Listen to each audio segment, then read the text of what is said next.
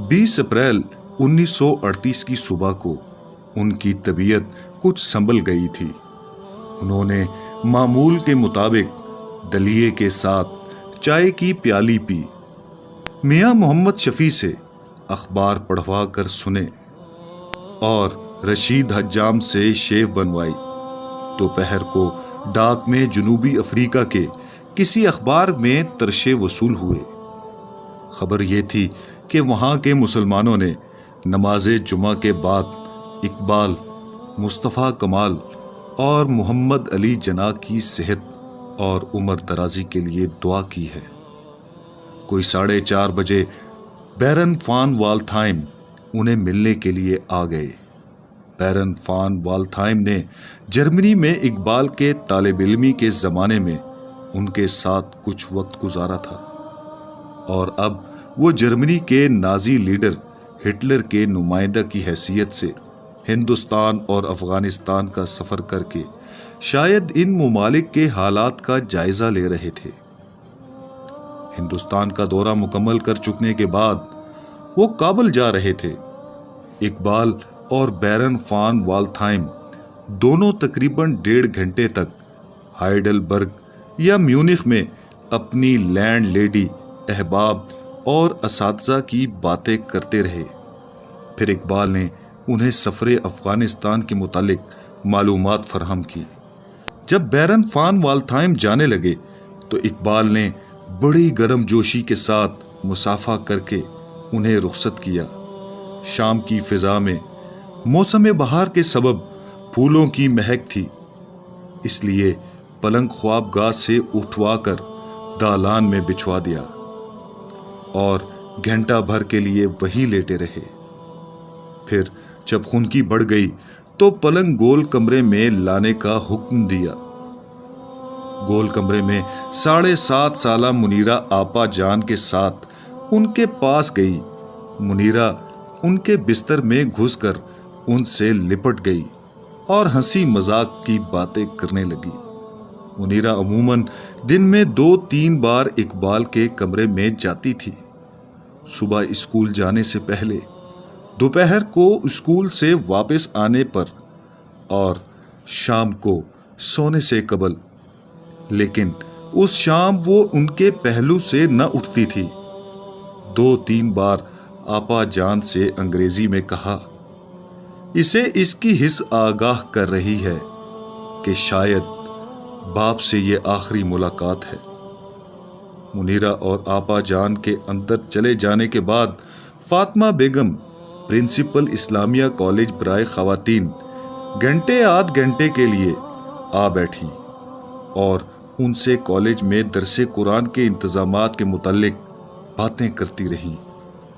रात को 8 साढ़े 8 बजे चौधरी मोहम्मद हुसैन, सैयद नज़ीर नियाजी, सैयद सलामतुल्लाह शाह, हकीम मोहम्मद हसन करशी और राजा हसन अख्तर आ गए।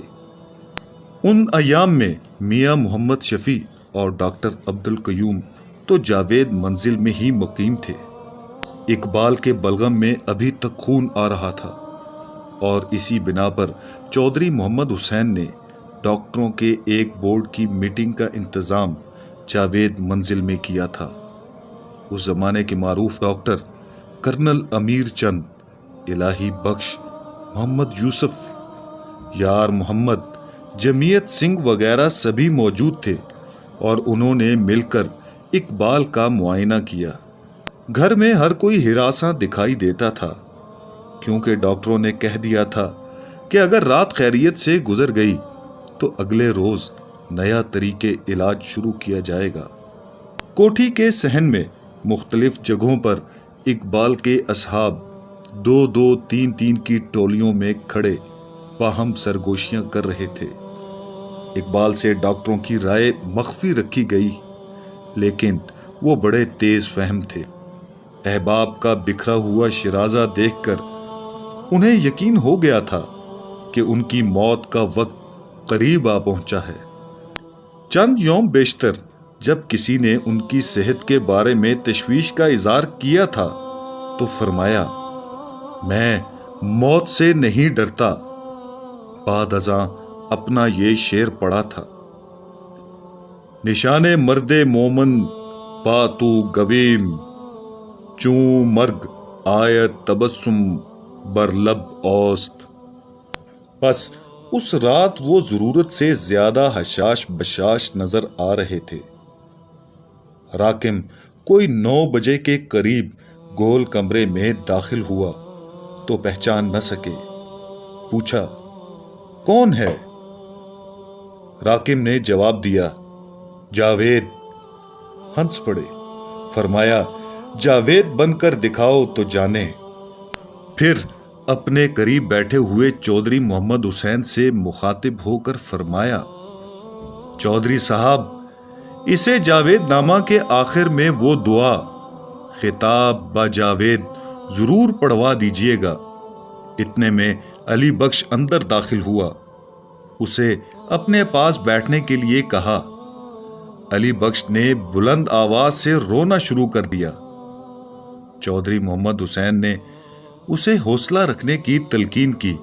فرمایا: آخر 40 برس کی رفاقت ہے، اسے رو لینے دیں۔ رات کے 11 بجے اقبال کو نیند آ گئی۔ البتہ میاں محمد شفیع اور ڈاکٹر عبدالقیوم کے علاوہ راجہ حسن اختر نے اس رات جاوید منزل ہی میں قیام کیا اور باہر دالان میں چارپائی بچھا کر لیٹ گئے۔ راکم بھی حسب معمول اپنے کمرے میں جا کر سو رہا۔ اقبال کوئی گھنٹے بھر کے لیے سوئے ہوں گے کہ شانوں میں شدید درد کے باعث بیدار ہو گئے۔ ڈاکٹر عبدالقیوم اور میاں محمد شفیع نے خواب آور دوا دینے کی کوشش کی، مگر انہوں نے انکار کر دیا۔ فرمایا: دوا میں افیون کے اجزاء ہیں اور میں بے ہوشی کے عالم میں مرنا نہیں چاہتا۔ علی بخش اور میاں محمد شفیع ان کے شانے اور کمر دبانے لگے تاکہ درد کی شدت کم ہو، لیکن 3 بجے رات ان کی حالت غیر ہو گئی۔ میاں محمد شفیع حکیم محمد حسن کرشی کو بلانے ان کے گھر گئے، مگر ان تک رسائی نہ ہو سکی اور ناکام واپس آ گئے۔ اقبال درد سے نڈھال تھے۔ میاں محمد شفیع کو دیکھ کر فرمایا: افسوس کرشی صاحب بھی نہیں پہنچ سکے۔ تقریباً 4:45 بجے راجہ حسن اختر اٹھ کر اندر آئے۔ انہیں بھی حکیم محمد حسن کرشی کو بلانے کے لیے کہا۔ وہ بولے: حکیم صاحب رات بہت دیر سے گئے تھے اور اس وقت انہیں بیدار کرنا شاید مناسب نہ ہو۔